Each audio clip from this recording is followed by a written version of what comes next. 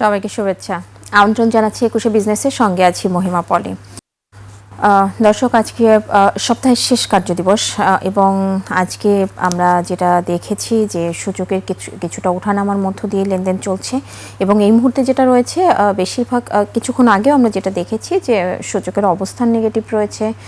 তো সেই জায়গা থেকে আমরা দিনের এই মুহূর্তে যদি একটু সূচকের অবস্থান দেখি এবং বেশ কিছুদিন ধরে আমরা যেটা জানি যে আসলে মার্জিন রুল বিধিমালা নিয়ে বাজারে একটা থমথমে পরিবেশ ছিল এবং বিনিয়োগকারীদের মধ্যে স্বভাবত একটা অনেকে হয়তো সাইডলাইনে ছিলেন যে মার্জিন লোন বিধিমালার এই ইস্যুসটা যখনই হচ্ছে ইস্যু চলে আসলে তখন হয়তো অনেক বিনিয়োগকারী পুঁজিবাজারে পুঁজিবাজারে বিনিয়োগে আবার আগ্রহী হবেন এবং সেখানে মার্জিন লোন বিধিমালা নিয়ে বেশ কিছু বিষয় কিন্তু ছিল, একটা বিভিন্ন রকমের একটা ব্যাখ্যা ছিল যেখানে পিভি রেশিও ইন্স্যুরেন্স সেক্টরের ক্ষেত্রে এবং পিভি রেশিওর ক্ষেত্রে এবং আরেকটা বিষয় হচ্ছে যে সেখানে কিন্তু যে বিষয়টা নতুন যে গত 11 আগস্ট 2026 অর্থাৎ এই কমিশন সভায় অংশীজনদের মতামতের ভিত্তিতে নতুন যে সংশোধনী মার্জিন লোন বিধিমালার যে সংশোধনীটা সেটা আসলে সেই বিষয় সংশোধনীটা আসলে করা হয়েছে,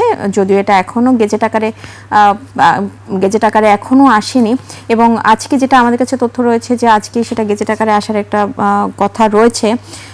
তো সেখানে কিছু পরিবর্তন আনা হয়েছে, সেটা আপনারা এরই মধ্যে হয়তো জানেন যে পি রেশিওর সর্বোচ্চ সীমাটাই নির্ধারণ করা হয়েছে মার্জিন লোন বিধিমালার ক্ষেত্রে। সেখানে পি রেশিও 40 হলে সেখানে ঋণের জন্য যোগ্য হবে সেই শেয়ারগুলো, সেটা একটা বিষয় এবং সেখানে আরেকটা বিষয় আছে যে লাইফ ইন্স্যুরেন্সটা হচ্ছে সেই পি রেশিও 40-র মধ্যে থাকবে না, সেখানে ব্যাংক বা নন লাইফ ইন্স্যুরেন্স সেক্টরগুলো থাকছে এবং আরও বেশ কিছু বিষয়ে সেখানে পরিবর্তন আনা হয়েছে যে ইকুইটি একজন বিনিয়োগকারীর ইকুইটি যখন হচ্ছে 50% হবে সেখানে তখন তাকে নোটিফাই করা হবে, অর্থাৎ তার ইকুইটির পরিমাণ কেমন, অর্থাৎ 50% সে লস করেছে বা সেরকম বেশ কিছু বিষয় কিন্তু রয়েছে এবং পরবর্তীতে 25% যখন ইকুইটি নেমে আসবে সেইখানেই কিন্তু তখন ফোর্স সেলের বিষয়গুলো থাকবে।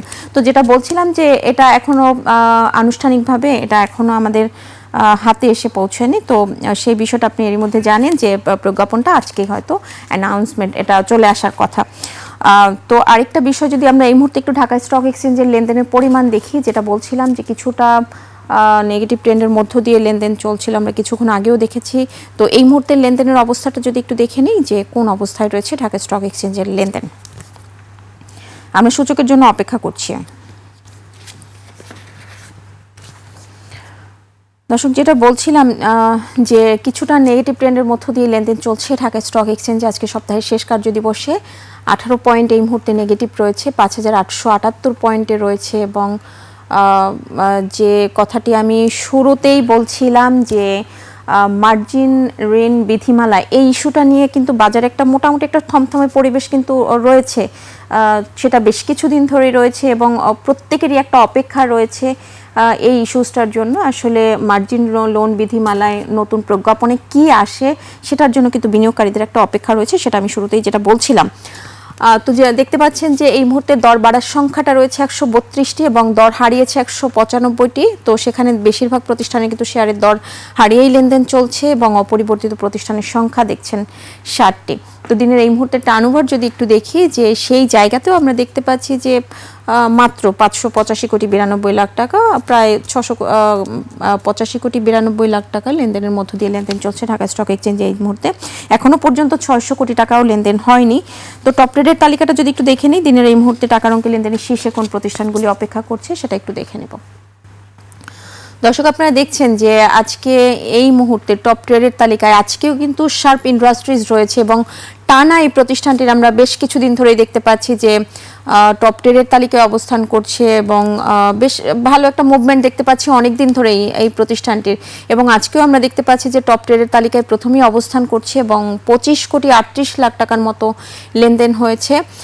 এবং একটা বিষয় যদি এখানে একটু উল্লেখ করি যে এই প্রতিষ্ঠানটির ইপিএস কিন্তু নেগেটিভ রয়েছে, কিন্তু তারপরও এত মুভমেন্ট আমরা দেখতে পাচ্ছি এই প্রতিষ্ঠানটির ক্ষেত্রে। তো সেখানে এখন এই মুহূর্তে সর্বশেষ যে লেনদেন হয়েছে সেটা 44 টাকায় হাত বদল হয়েছে। সাইহাম টেক্সটাইল 29 টাকা 50 পয়সায় হাত বদল হচ্ছে এবং 16,56,00,000 টাকার মতো লেনদেন হচ্ছে। ফেকদিল তৃতীয় অবস্থানে দেখা যাচ্ছে, 25 টাকা 30 পয়সায় লেনদেন হচ্ছে প্রতিটি শেয়ারের, এবং এখনো পর্যন্ত লেনদেনের পরিমাণ ছাড়িয়েছে 16,42,00,000 টাকার মতো। মালিক স্পিনিং, যেটা আপনারা এরই মধ্যে কিন্তু এই প্রতিষ্ঠানটির নাম কিন্তু এরই মধ্যে বারবার উঠে আসছে যে মালিক স্পিনিংয়ের একটা অস্বাভাবিক মূল্য বৃদ্ধি হচ্ছে, এবং সেখানে যদি একটু আমরা আপনাদের সাথে কিছু তথ্য শেয়ার করি যে গত 5 মে এই শেয়ারটির দাম ছিল 28 টাকা 20 পয়সা। তো সেখানে আজকে আমরা দেখতে পাচ্ছি যে এই মুহূর্তে 49 টাকায় লেনদেন হচ্ছে, এবং গত 1 মাস আগে ওই শেয়ারটির দাম যেটা আমরা দেখেছি, অর্থাৎ জুলাইয়ের 14 তারিখে এই শেয়ারটির দাম ছিল 45 টাকা 50 পয়সা। তো সেই জায়গা থেকেও আমরা দেখতে পাচ্ছি যে টানা আসলে দর বেড়েছে। তারপরেও আজকে যেটা দেখতে পাচ্ছি যে 49 টাকা, অর্থাৎ সেখানেও কিন্তু দর বেড়েছে। তো এর আগেও কিন্তু এই প্রতিষ্ঠানটিকে ডিএসসির পক্ষ থেকে একটা নোটিশ পাঠানো হয়েছিল, এই যে অস্বাভাবিক লেনদেন বা এই যে টানা মূল্য বৃদ্ধি, এর পেছনে কিন্তু কারণ দর্শানোর একটা নোটিশ পাঠিয়েছিল সেটা ডিএসসি। এবং আপনারা এটা জানেন যে এটা শুধুমাত্র ক্যাশ ডিভিডেন্ড রয়েছে, সেটা 10% ক্যাশ ডিভিডেন্ড, এবং এর উপরে আমরা আসলে তার ডিভিডেন্ডের পরিমাণ এর উপরে আমরা কখনোই দেখিনি। তো সেই প্রতিষ্ঠানটির আসলে এভাবে টানা একটা মূল্য বৃদ্ধি এবং এটার পেছনে আসলে কারসাজি রয়েছে কিনা বা এটার পেছনে কারা জড়িত রয়েছে সেটা আসলে খতিয়ে দেখা উচিত। তো পরবর্তীতে যে প্রতিষ্ঠানটি রয়েছে সেটি হচ্ছে প্রাইম ইন্স্যুরেন্স। আপনারা দেখছেন 61 টাকা 90 পয়সা হাত বদল হচ্ছে এবং 12,84,00,000 টাকা লেনদেন হচ্ছে এখনো পর্যন্ত।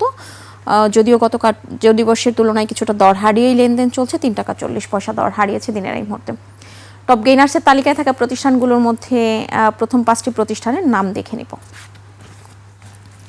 তুংহাই আজকে টপ গেইনার্সে প্রথমেই অবস্থান করছে এবং সর্বোচ্চ দর বেড়েছে 10%, সার্কিট ব্রেকারের ছুঁয়েছে এই মুহূর্তে। এবং আপনারা দেখতে পাচ্ছেন সর্বশেষ লেনদেন হয়েছে 5 টাকা 50 পয়সায়। দেশ গার্মেন্টস 181 টাকা 90 পয়সায় লেনদেন হয়েছে, এবং একই চিত্র দেখতে পাচ্ছি প্রায় 10%-র কাছাকাছি কিন্তু দর বেড়েছে এই দেশ গার্মেন্টসেরও, 9.91% দর বেড়েছে। এবং মিথুন নিটিং 9.49% দর বেড়ে তৃতীয় অবস্থান দখল করে রয়েছে। জিবিবি পাওয়ার 8.63% দর বেড়েছে। নুরানি ডাইং 8.33% দর বেড়েছে, এবং এই মুহূর্তে টপ গেইনার্সের তালিকায় পঞ্চম অবস্থান দখল করে রয়েছে নুরানি ডাইং। এবং টপ লুজার্সের তালিকায় থাকা প্রতিষ্ঠানগুলোর মধ্যে দিনের এই মুহূর্তে আমরা যে প্রতিষ্ঠানগুলিকে দেখতে পাচ্ছি টপ লুজার্সের তালিকায়, আমরা একটু দেখে নিব। প্রাইম ইন্স্যুরেন্সের অবস্থান রয়েছে টপ লুজার্সের তালিকায় আজকে সবার উপরে, 5.21% দর হারিয়েছে এবং হাত বদল হচ্ছে 61 টাকা 90 পয়সায়। গ্রামীণ ফোন দ্বিতীয় অবস্থানে রয়েছে এবং 3.36% দর হারিয়েছে। গোল্ডেন মিউচুয়াল ফান্ড রয়েছে পরবর্তীতে তৃতীয় অবস্থানে। আল-রাফা ইসলামী ব্যাংক এবং সিএপিএম আইবিবিএল মিউচুয়াল ফান্ড, এই প্রতিষ্ঠানটি যথাক্রমে চতুর্থ এবং পঞ্চম অবস্থানে দেখতে পাচ্ছেন আপনারা। এবং এই যে 5টি প্রতিষ্ঠানের লেনদেনের যে চিত্র সেটা কিন্তু আপনারা দেখতে পাচ্ছেন, যাদের মধ্যে সবচেয়ে বেশি দর হারিয়েছে প্রাইম ইন্স্যুরেন্সের 5.21%, সেখানে সিএপিএম আইবিবিএল মিউচুয়াল ফান্ডের 2.90% দর হারিয়েছে। তো দর্শক, আমরা শুরুতে যেটা বলছিলাম যে আজকে যদি একটু সেক্টরাইজ লেনদেনের দিকে যাই, সেখানে কিন্তু আজকেও সবচেয়ে বেশি টার্নওভার ছাড়িয়েছে টেক্সটাইল সেক্টরে। এই সেক্টরটা একটু ছোট্ট করে আমরা দেখে আসবো, এই সেক্টরটির বিস্তারিত, যে কোন প্রতিষ্ঠানগুলো টপ গেইনার, টপ লুজার এবং টপ ট্রেডের তালিকায় রয়েছে। টপ ট্রেডে রয়েছে টেক্সটাইল সেক্টরের শার্প ইন্ডাস্ট্রিজ, রয়েছে সাইহাম টেক্সটাইল, ফেকদিল, মালিক স্পিনিং এবং দেশ গার্মেন্টস। এই 5টি প্রতিষ্ঠান টপ গেইনার্সে রয়েছে টেক্সটাইল সেক্টরে। এবং এই সেক্টরটির টপ গেইনার্সে থাকা প্রতিষ্ঠানগুলোর মধ্যে যে প্রতিষ্ঠানগুলি রয়েছে, টপ গেইনার্সে রয়েছে তুংহাই, দেশ গার্মেন্টস, মিথুন নিটিং, নুরানি ডাইং, সিএনএ টেক্সটাইল। এই 5টি প্রতিষ্ঠান টপ গেইনার্সে রয়েছে এবং টপ লুজার্সে থাকা প্রতিষ্ঠানগুলোর নাম একটু দেখে নেব। দর্শক, টপ লুজার্সের তালিকায় থাকা প্রতিষ্ঠানগুলোর মধ্যে রয়েছে নিউ লাইন, কুইন্সাউথ টেক্সটাইল, হাওয়েল টেক্সটাইল, রয়েছে রিজেন্ট টেক্সটাইল এবং এনভয় টেক্সটাইল। এই 5টি প্রতিষ্ঠান আজকে টেক্সটাইল সেক্টরের টপ লুজার্সের তালিকায় রয়েছে। তো এই সেক্টরটি বেশ কিছুদিন ধরেই বেশ ভালো মুভমেন্ট রয়েছে এবং দ্বিতীয় অবস্থানে আজকে আমরা দেখতে পাচ্ছি ইন্স্যুরেন্স সেক্টরকে। তো তো দেখছিলেন ঢাকা স্টক এক্সচেঞ্জের এই মুহূর্তে লেনদেনের সর্বশেষ চিত্র। নিচ্ছে একটা বিরতি, ফিরছি একটু পরে, সাথেই থাকুন।